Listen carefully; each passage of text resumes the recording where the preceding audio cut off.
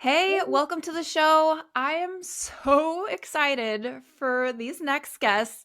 We have Andy King and Craig McBlain on the show, and I'm just going to start reading their bios. So, Andy King rose to viral fame when he appeared on Netflix's Fyre Festival documentary. He is a well known event planner who has hosted numerous high profile events through his 30-year career in New York City. His events are often characterized by their sustainability focus and efforts to create a positive impact on society. Andy has also appeared on USA Network's The Anonymous Season 1. He's also a social media personality known for his honesty and do whatever it takes attitude. And Craig is from Scotland and he now resides and splits time between Hudson Valley in New York and Charleston. He's a real estate agent in Charleston and he enjoys boating, traveling, spending time with family.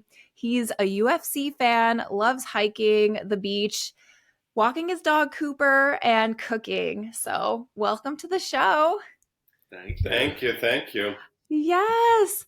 Okay, I cannot wait to talk about just your engagement and your wedding plans because it is coming up quick here. But first, let's start from the very beginning. Like, what was life like before you guys met? So, Craig, you're originally from Scotland. How did you make your way over to the States? So originally from Scotland, yep, and me and four of my best friends went out to Australia for a year, and we kind of backpacked out there, lived out there.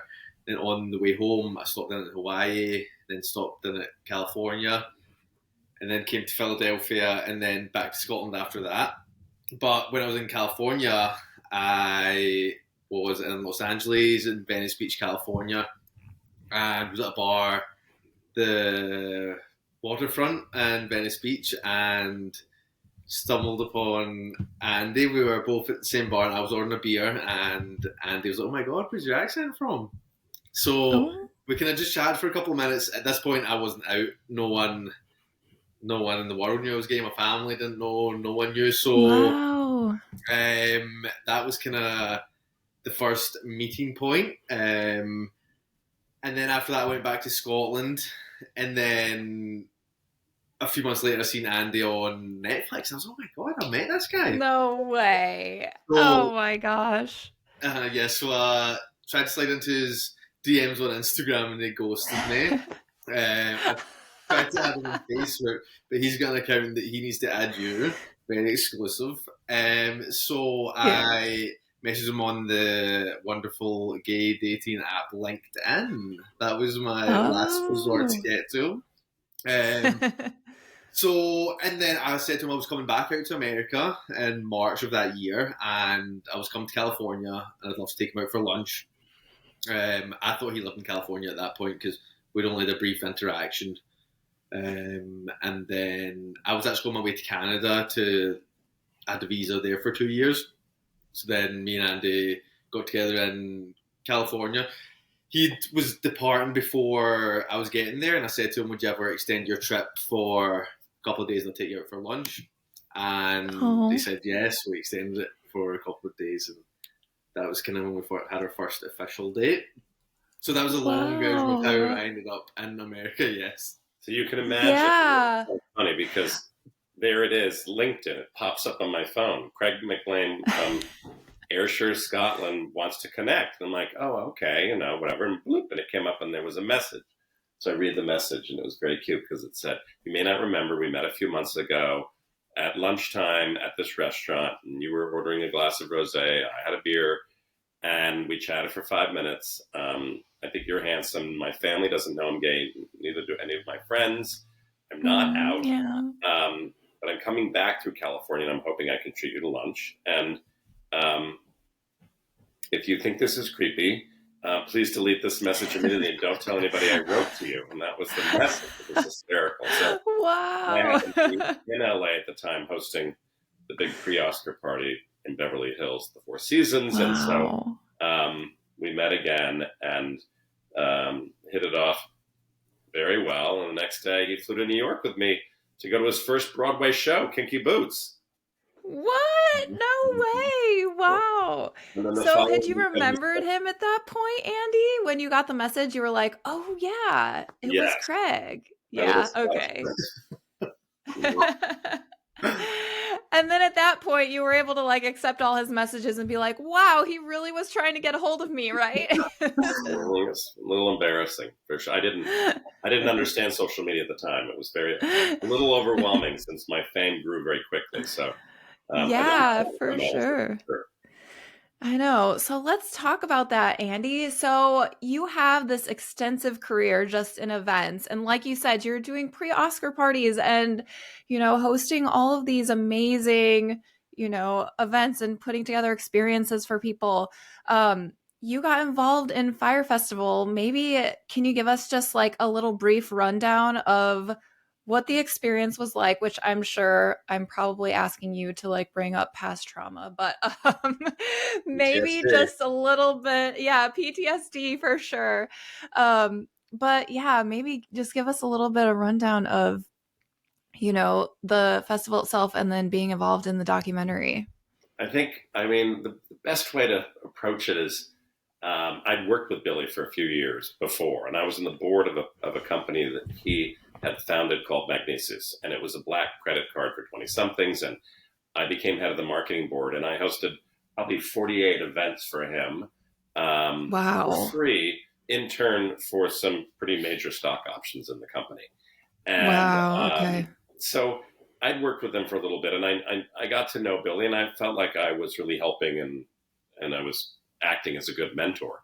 Um, but Billy had his sides, and I could see, there he was, a young entrepreneur who would do just about anything to make something work. And when the phone rang, I was hosting the Pro-Am ski championships, World Ski Championships in Squaw Valley. And Wow. at the time, when he was down in the Bahamas, and he called and said, "Where are you?" I said, I'm in Northern California." He said, "Well, how soon can you get to the Bahamas? I have a situation. I need some help." So a few days later, I boarded a jet and I flew down there and basically surmised everything. I did the best I could. I looked around, and everybody was looking at me and saying, "What do you think?" And I said, "Well, if you change this messaging immediately, I can help you save this festival." And I had 6 weeks. And so, as we all know, Wow. it didn't quite happen. Wasn't quite able to save it. Against all odds, anything that could go wrong went wrong. And so I did my best. Obviously, the Bahamas suffered. Many people suffered, and a lot of people didn't get paid. And so afterwards, it did a big, I'd say, affected my career, certainly affected my reputation. And I agreed to do the documentary with Netflix to be able to tell the true story of Fyre and how hard you've never seen a group of 300 or 400 kids work harder in your life on basically, trying to accomplish the impossible. But I also wanted to create a mechanism to hopefully help pay people back. And that was the goal of setting up these GoFundMes, which I'm proud that I was able to raise upwards of $400,000 to help pay back a lot of people in the That's Bahamas. amazing. No one else had done. But I had no idea until the premiere of the documentary that I would rise to viral fame so quickly. And so life changed very fast. 8 television show offers. I was doing a speaking tour around the world. And life became totally crazy. And I lost all my anonymity. But COVID hit. And then I met Craig. And so life calmed down. And but it's still been quite a roller coaster and a whirlwind. And we've been, though, very blessed to, I think since Craig has come into my life, we've moved 5 times in 5 years. So it's a little bit Wow. Yeah. And but we're working on some pretty exciting things right now, and we're really, really excited about our up and coming wedding. Yes. I know. This is so exciting. Yeah. And I mean, good on you for like being a part of the documentary and really using it as spinning it to a positive experience and really using your platform to give back to those who weren't able to get paid. And You know, you really just seem like you have such a good heart through all of it and really wanted the best for everybody and have everybody's best interests in mind. And so I really commend you for that, and especially for everything that happened. And I'm sure it hurt a lot, and you said it did affect your um your career and everything. And so, but it is also cool to see just the opportunities that it brought on the other side of things as well, just like your opportunity to be on the Anonymous season 1 and be on reality TV, and I'm sure other opportunities came your way. And so it's really cool.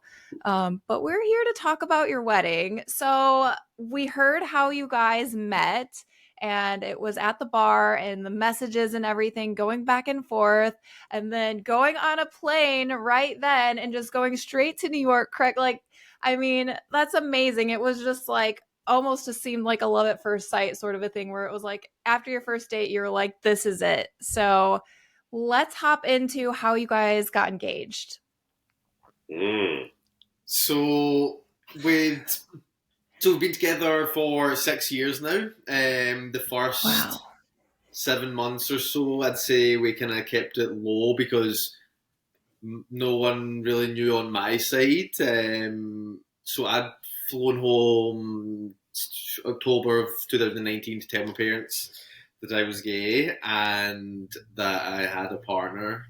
And so we kind of kept it low for a little while. And then, when was it? It was December of last year. Mm-hmm. We went into New York City for the day, and we went to see Romeo and Juliet, the Broadway show. That was a new one that just came out. Yeah. And then we came back up to the farm after it, and there's a hill that we take Cooper up every night. I mean, several times a day we hike Cooper up the hill, and we took a little donor up the hill, had a little bottle of champagne on me, just like a little miniature one, and 2 mini wee glasses, and we got up to the top of the hill.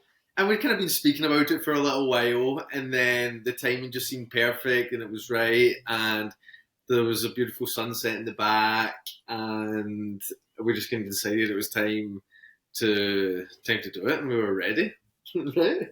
It is. Oh. Yeah, it wasn't our traditional your traditional get down on one knee and have a photo shoot and everything, but it was perfect for us, and it was just Cooper there to witness it, our dog, and just the setting was perfect. The farm's such a special place to us.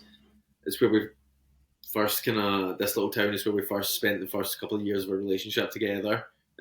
So the view is very sentimental to us. And then we came down the hill. And we were making dinner, and we were flicking on TV, and then we seen a movie called, was it Christmas in the Castle? So it was a movie, because it was about Christmas time, so it was a movie set in Scotland in a castle, and then Andy was like, do you want to get married in a castle? And I was like, okay. So, and I'd never thought that we'd ever do it in Scotland, but then I loved the idea of being over there and bringing, so there's not really been an instance yet where all of our friends and family from Scotland and America have all met together. So the wedding, we've got about 220 guests. So it's going to be a chance for kind of everyone to meet. So yeah, but I mean, when Andy suggested the idea of a castle, I loved it. A Hallmark wedding. It's going to be It really is. I mean, based off of that Christmas movie. That's so cool. Right. And you found the castle. Did you guys like travel there and actually like look at different castles, or was it just like, yeah, okay. Yeah. A couple of weeks later, we've been scoping it out online, looking at castles and arranging appointments, and then we flew back the middle of December to tell my parents and my family we were engaged. And they'd told a couple of people over here on his side, but we were keeping it quiet until everyone knew. And then we scoped out a couple of venues. Keep in mind, Scotland is about the size of Texas, or no, a little bit bigger, twice the size. Scotland's teeny. Yeah, that's true. It is. So there's just so many castles. So when we went online, every castle was booked through 2026, and we're like, oh no, we want to get married. We wanted to get married last week on Memorial Day. And just couldn't find any. And then crazy, we went on Airbnb and found a castle that had been bought by a Saudi 10 years ago, completely restored. Now was sold. Now it's owned by an American family from Virginia. Sleeps 44 people. It's got 2 cottages, the gatehouse, the main castle. It's in pristine condition. And we're thrilled that we're getting married there in a little town of Girvan, Scotland, at Clocken Castle, which is incredible. That is so cool. I love that you guys, kind of pivoted and looked on Airbnb and you were like, this is it. It's perfect and it's available. So I guess that's the main thing, right? With it booking out so far in advance and you guys wanting to, get married pretty quickly. So yes, that's so it's been awesome. going very quickly, hasn't it? It's about 6 months from getting engaged to getting married. So it happened very quickly. And I was wanting something smaller and more cost effective probably, but you wanted to go all out, didn't you? Yeah. Well, it grew and grew and grew. It grew and grew, yes. And people Right. released the announcement of our engagement, and then that got a lot of our friends excited, and they started writing to us going, we can't wait to go to your wedding. Craig and I went, oh no. Wait, oh, you think you're coming? Okay, I guess you're coming. Oh, and we can't wait. Oh, okay, man. Well, yes. And so the numbers kept growing and growing. But as you know, I'm an event planner. This is what I do for a living. And so just had to click into gear. And we're flying a chef in from New York and one from London who've worked for me for years and are very close friends. So we're handling all the food, and we've got a lot of entertainment coming. We've got bagpipers to the bands, to singers, and keep in mind, we're hosting 2 weddings because the welcome party the night before is for the same 240 guests. And that'll be food trucks and sort of all local flair and local music there too. So that's so cool. 2 big So is the parties. welcome party happening at the castle too, or is that at a different venue? Right there at the castle. Yeah. All at the castle? Oh my gosh, that's so cool. And So you Scotland, have... we typically don't do like a welcoming party. Like the night before, we would do like just a dinner.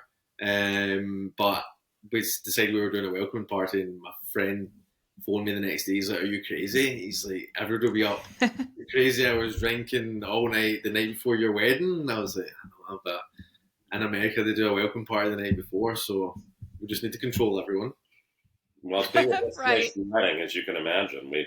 Here we do the rehearsal dinner, but it's usually smaller. But people are traveling from all around the world, so we couldn't just say, just show up on Saturday. We had to make sure we had something else planned. And then we've sprinkled in the extras. Like Craig wants as many guests as possible to experience the classic Scottish breakfast. Scottish breakfast, the morning of our wedding. Ooh, So that's cool. Yeah. So we've got in Scotland, we've got square sausage, which the best sausage in the world.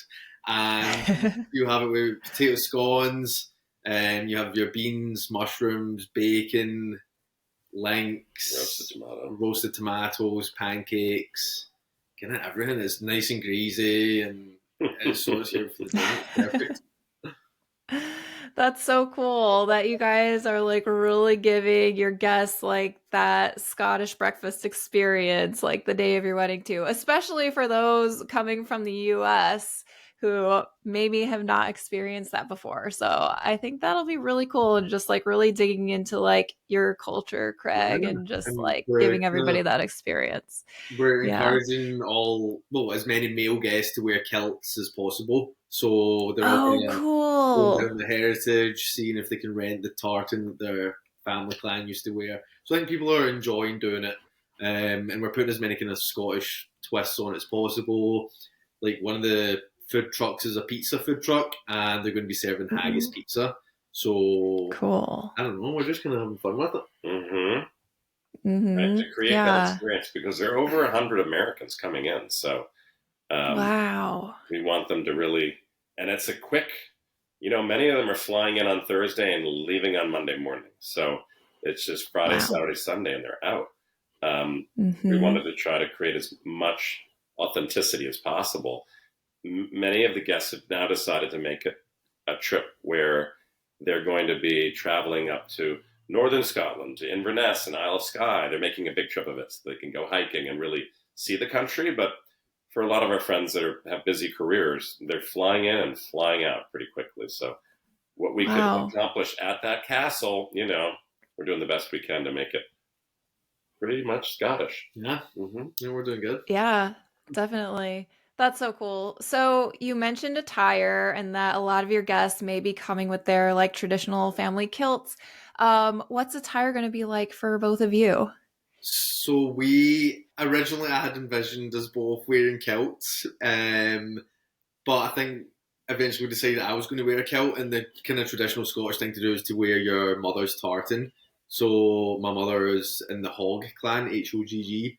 So we've got a little local kilt shop, McGregor and McDuff in Prestwick, and they did some digging and found my mother's tartan.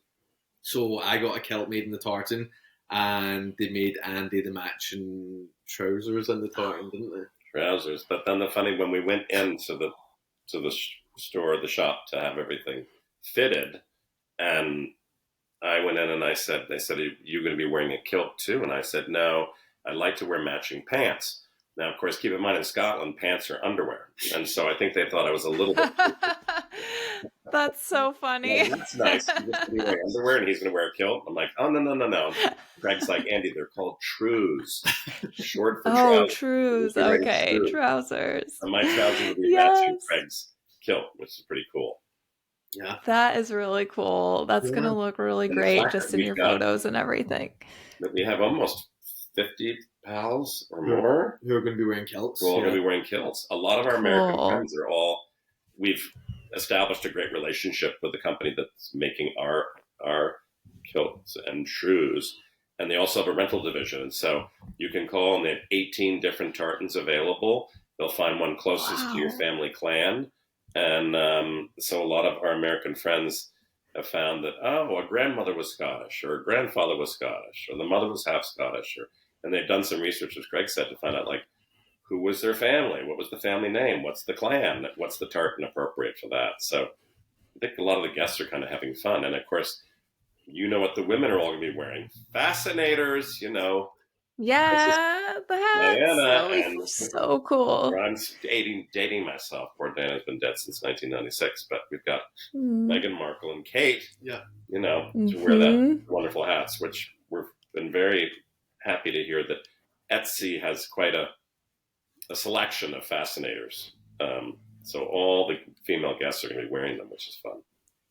Definitely. That is so cool. I love that you offered up that rental company for all the kilts for your guests. And it's really cool. It almost like adds this other layer for your guests that now they're like researching their family history in a way too because of your wedding, which is really cool. Yeah. They can find out something new about themselves. So I love that. We've got a lot of guests who we're giving them a reason to come to Scotland. They're like, oh my gosh, we're definitely coming. And by the way, we want to go see, apparently, my mother's family lived in Aberdeen and had a place there. And many of the guests are kind of checking out where their families originated from, which is kind of fun. My mom was half Scottish or quarter Scottish. Oh, cool. And my father was half Portuguese and half Irish.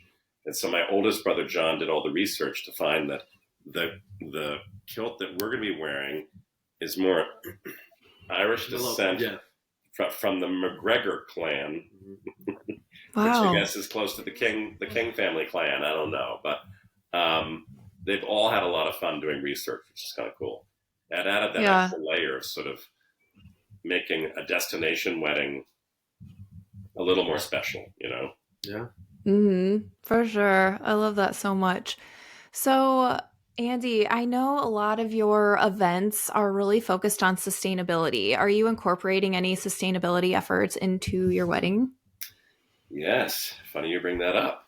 We're having a lot of fun. So the castle has 160 acres of property, and we have about 10 to 15 of our girlfriends of females that are coming, whether husbands or not. And we partnered with a local farmer right up the street who's got tons of gardens, and she's going to clip flowers the morning of our wedding and put them into 3 buckets and bring them down to the castle. There's an incredible room down close to the dungeon, which is actually the castle's amazing, and the dungeon, Wow. not your typical dungeon. It has like a beautiful sitting room, and it has a room where you can go get all your fly fishing equipment because we've got the Girvan River that goes through the castle property. So the girls are Cool. going to go out with pruning shears, and then they're going to prune flowers and greens. We have over 40 vases that'll be down there, and they're all going to Wow. make all the flower arrangements from the neighbor's farm and from the castle property, which is amazing, you know. So we're not flying in flowers from Holland or anywhere else. Friday night, Craig and I are really excited because we've hired food trucks, and they're all local food trucks that'll be serving local Very food, cool. you know, locally sourced, local ingredients grown there. As Craig will tell you, McDonald's is very different in Scotland because all of the hamburger meat is from cows within the region. It's not from wherever. So he'll Wow. say it That's tastes a so lot better interesting. there than here. So we are excited to have, we've got a, what's it called, fish and chippy or fish? So I've got a chippy food truck. So they're a local chippy food truck. So that's fish and chips, right? Fish and chips, and they'll serve like Ooh. pizzas, and they'll deep fry pizzas. They kind of deep fry everything at the chippy in Scotland. And then we've got one of my dad's friends. He's got a food truck. They're quite successful in our hometown. Like one of his dishes is a lobster roll. Local lobsters. And they catch the lobsters from 10 minutes down in the Nore, right off the sea there. And then he puts it on a Glasgow roll. So a Glasgow roll is like a kind of crunchy, hard, flaking outside roll. So everything's very locally sourced. The pizza food truck, they get all their meats from all the farms close by. So yeah, everything's local, very sustainable. Yep, then we've got the musicians. So we have the local bagpiper who will be greeting all the guests in the driveway. When you pull up on Friday night for the welcome party, there'll be valet people to park your car, and the bagpiper will be playing right there to greet all the guests as they're getting out of their cars. And then you've hired a local musician. Yeah, he performs down in the local town. His name's Nick Morgan. I think it was a #1 hit. No Scotland, no party. So Wow, that's so good. Yeah, he's really performing. He's playing the guitar, right? Acoustic guitarist, and he's bringing a friend along with him, also from the area, who's a keyboard/pianist. So they're going to be playing together, kind of having fun with it. And then the wedding band's called the True Loves. True Loves, yep. And they're from Scotland. They're pretty amazing, as it turns out. The lead singer is from Portugal, and I'm half Portuguese. And then the drummer's from the States. So hopefully they'll know some songs that Craig and I really love. Yeah. We are surprising the whole wedding with a surprise performance. We don't want to give too much of it away because it's going to be a surprise to everybody. But they will be performing for a half hour in the middle of the wedding. Yep. Very Scottish. 8 amazing musicians coming in, and some will be dancing on the tables, and some will be dancing and performing on the dance floor. But they've even played in the White House. They played Bono's birthday. There was a long list of people that they performed for, so they're very well known, and they're very Scottish, and they're good. Yeah, let's just say there'll be some bagpipes there. Cool. And what else? We've got one of Craig's best friends, fiancé, is making our wedding cake, and we're doing 2 pyramid. Yeah, we're doing like 2 kind of plexiglass tiered pyramids. Yeah, multi-tiered kind of pyramids. So she's going to make us a few hundred cupcakes, and then we're going to have a small wedding cake as well. And on the wedding cake, it's going to be like little silhouettes of me in a kilt, Andy in his suit, and then Cooper as well. So Cooper is our little rescue dog that's sweet. we were wanting to bring with us, but he's very timid and don't know if he'd get on well being around 200 probably drunk people and being the centre of attention as a dog. Everybody loves dogs. So Cooper's not making this trip over. No, sweet Cooper. We will miss him. But also we're doing Scotland. What do we've got? Everything Scottish. Yeah, we're incorporating as much Scottish stuff as we can. Definitely. And I think that what's really exciting is that The team at the castle is amazing, and they have a manager, and they have a operations manager, and an event manager, and so Craig is nervous about us trying to be relaxed for our wedding and not be stressing out because there I am, the planner. But Mm-hmm.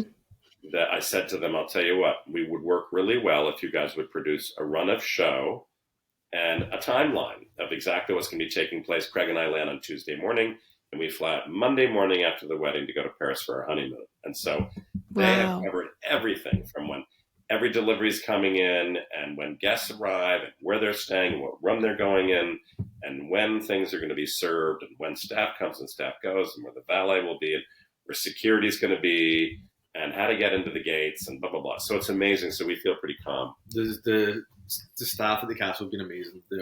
Cannot praise them enough. They're great. Really good. Wow, that's so good.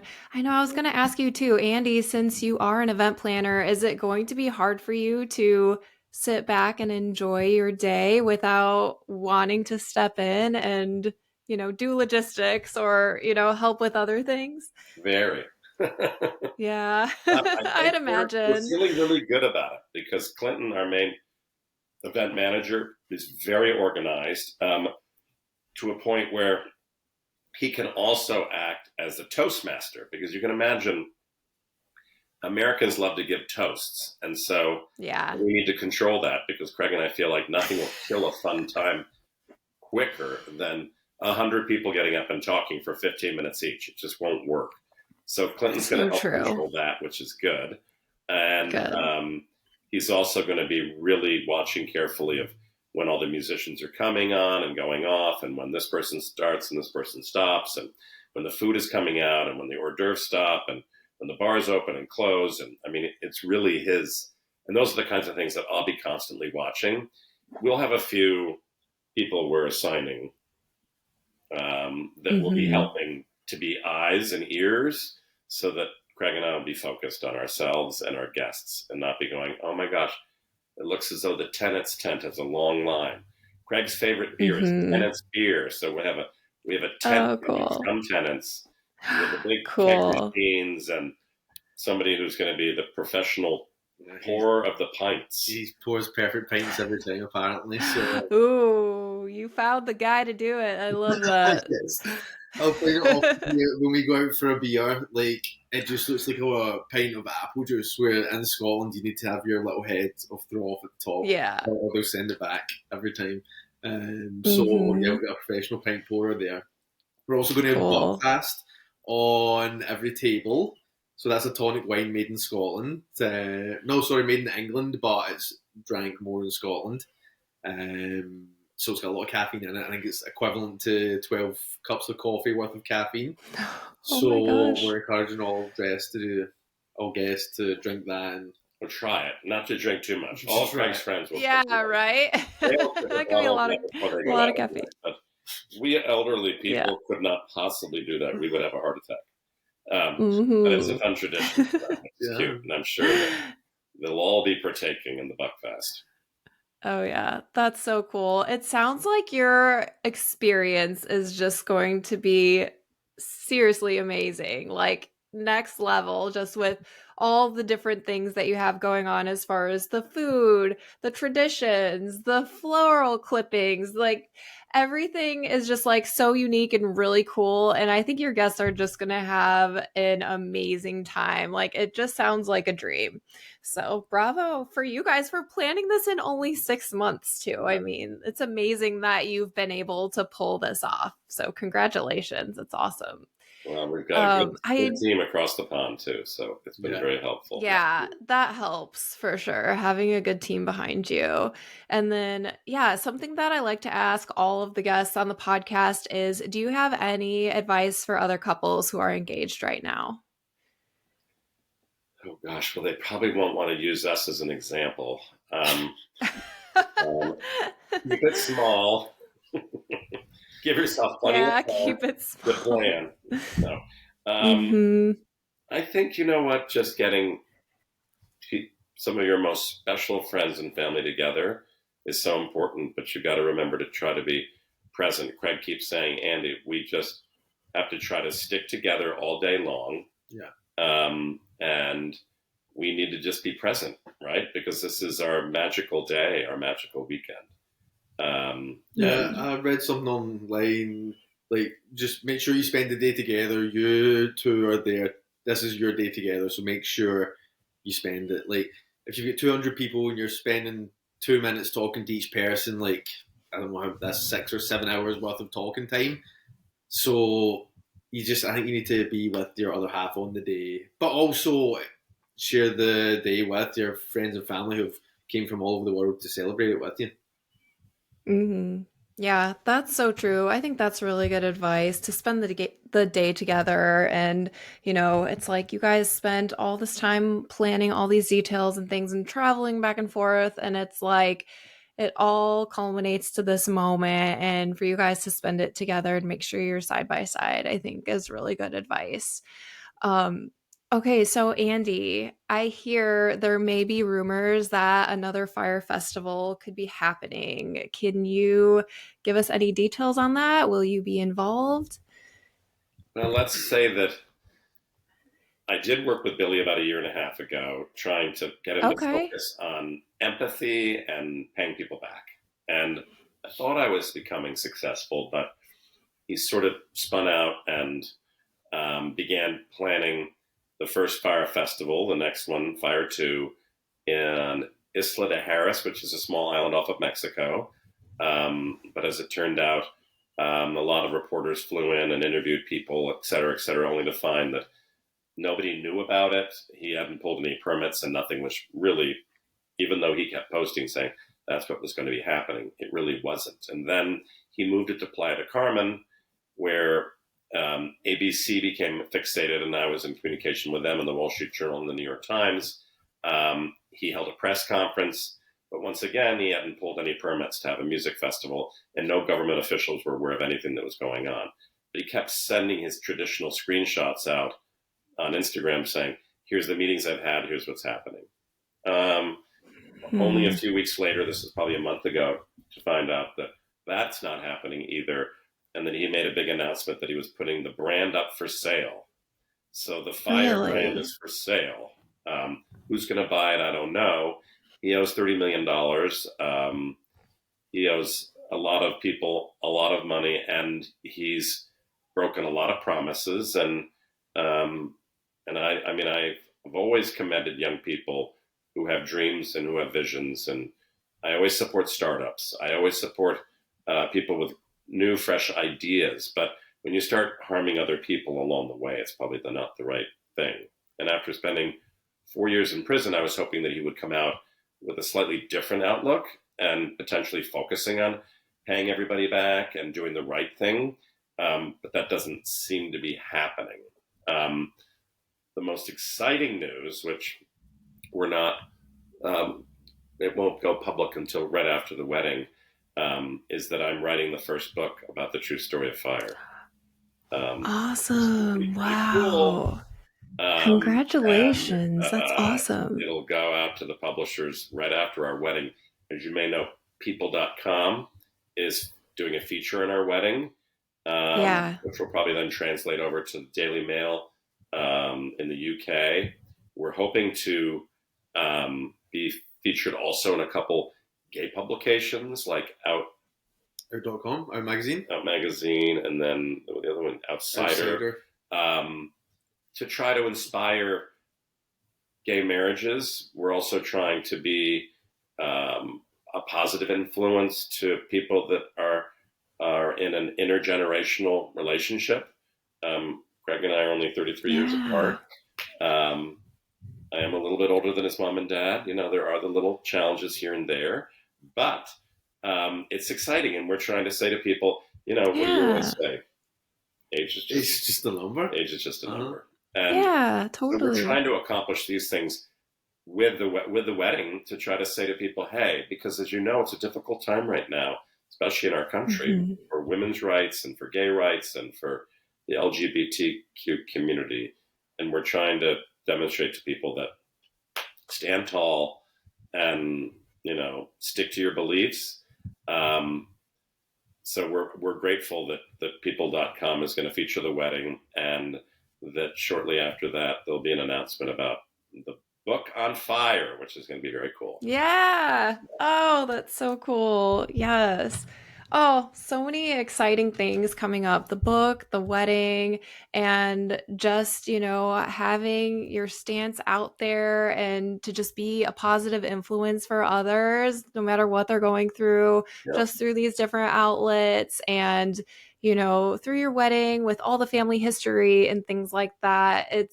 And even with Fyre Festival, it's like you're always trying to put a positive spin on things and really just like give back. And it's just really cool, just like where your heart is at, to make a difference in this world. So it's really cool to just hear your story and how those themes are just like interwoven throughout everything that you guys do. So it's so We do awesome. feel I like love too it. that both Craig and I try to utilize social media as a positive platform. And so my hashtag is always hashtag spread love. And Craig Yeah. focuses on that as well. And so I think so many people utilize social media from a negative perspective, and it's a waste of time, It's if we can't spread positivity, then don't spread anything at all. And that's where I think we've been such a great example to a lot of other gay couples, a lot of other gay people who have struggled with coming out, who have struggled with, trying to be themselves and find their way in life. It isn't easy. It's not easy for anybody today. But No, I think the amount of messages between both of us that we've received on Instagram, and Andy actually got one time saying that seen his posts online of seeing a younger and older person couple together actually saved them from committing suicide. So to Wow. see that had that effect on someone was kind of crazy. But the amount of messages that we've received is very nice. And now to Yeah. see over 200 people are coming to celebrate a gay marriage right now, which is Mm-hmm. incredible, And I think that Yeah. as controversial as, I think it's difficult in the UK as well, right? It's not, Yeah. we're still in a world where, I think that people have a hard time adjusting to when people come out. They're like, oh God, what? But stick to your beliefs and follow your heart. Yeah. And that's what we're doing. And we're excited to be celebrating with all our close family and friends in a magical little castle for our Hallmark wedding. Yes, I love it. It is so Hallmark. It's going to be so good. I cannot wait to just see your photos and just, read the People article and, and I guess point us to, I guess we can link where to get your book once it's published. Yep. And Craig, like we can totally put a link to your real estate site. Is there anything else that you guys want to plug before we head out? I think I've got 2 lessons if you know anyone who's looking for a house in Charleston, South Carolina. One on the beach. But yeah, no. We like to live one day at a time and not take it too serious. So yeah. I think probably one of our biggest, if we had a dream that the dream could come true, it would be buying another big farm and having one of the biggest dog rescue farms in the country. Yeah. And that's our big thing. There's so many dogs that need to be adopted, and it's one of the things that we try so hard to remind people. And we understand where so many people love their Labradoodles and they love all their purebred dogs, but there are so many dogs that need homes out there, and that's one of the things that we try to be a role model for, and that's why we love Cooper, and probably my 4th rescue or 5th rescue, which is pretty exciting. Wow, that's really cool. Between followers at Real Andy King, followers for Craig with his real estate. Yep. Yeah, for sure. We'll make sure we link all of that. Yeah. So, my Instagram is at Craig McBlain, and my work one's at Scottish Craig Southern Homes. I love that There it handle is. that you have. That's so good. Awesome. Well, Well, thank you thank you guys for so having much us for on. coming on today, seriously, and taking the time because literally you're like leaving for your wedding in less than a week, right? To go to Yeah. Scotland, and you have so much going on as far as house. And I know we were talking about it before. So, really appreciate you guys. And thank you so much. And Thank congratulations. you so much, Alyssa. We really appreciate Yeah, it. Thank you for having us on. It's been very fun. of course. Thank you guys. Bye. Thank you. Bye. Bye. There you have it, another episode of the Wedding Reporter podcast. To see those gorgeous wedding and engagement photos, head over to NashvilleBrideGuide.com for more behind the scenes content. And if you like this episode, I would so appreciate it if you would rate and subscribe the show. See you next time for another great episode.